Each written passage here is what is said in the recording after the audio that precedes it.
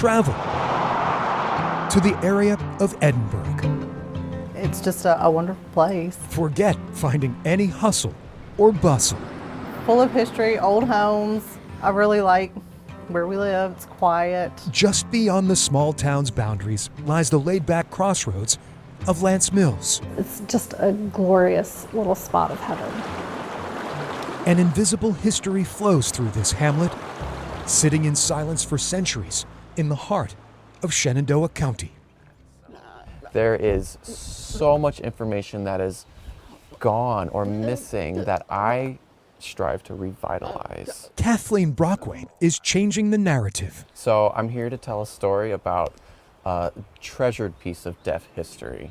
This deaf historian's mission is personal. Upon my, family research, this kept coming up. This idea of a large deaf group who lived here. Lantz Mills' roots stretch back to the 1760s, when a family with deaf loved ones settles here. This area, Lantz Mill, was a deaf village where both hearing and deaf alike used sign language to communicate. During the 18th and 19th centuries, the number of deaf neighbors grows by the dozens.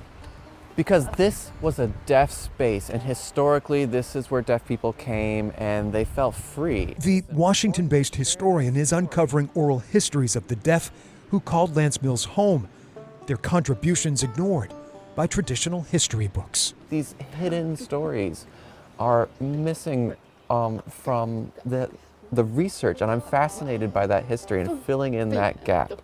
So I need to fulfill the deaf history and fill those gaps to tell the full story of deaf people. Long ago in Virginia, the deaf and people with other disabilities were afforded few, if any, protections. By law, they couldn't even own land. But that was not the case here in Lantz Mill. There were several deaf people who owned huge farms, including one 94-acre farm. There were properties all around this area, and there were deaf-owned businesses over in that direction. One of those successful stores is founded by William Christian, a deaf man who owned and operated a funeral and carpentry business. The foundations and ruins of Christian's woodshop still exist. This was a very busy area. There was actually lots of traffic, lots of stores, several mills. It's the everyday story of Virginians that really make our history so rich. And Lantz Mills is just one example of that.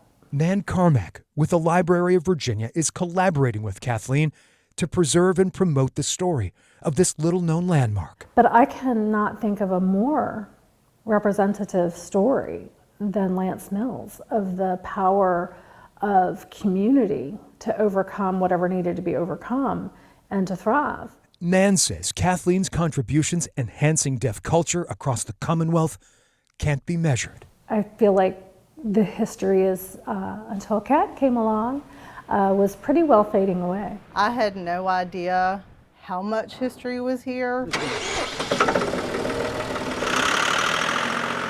Katie Marr lives on Four Leaf Farm, the former 19th century homestead of the Christian family who owned the carpentry business. I'm a history buff, so to know that was happening right across the creek, that was really neat.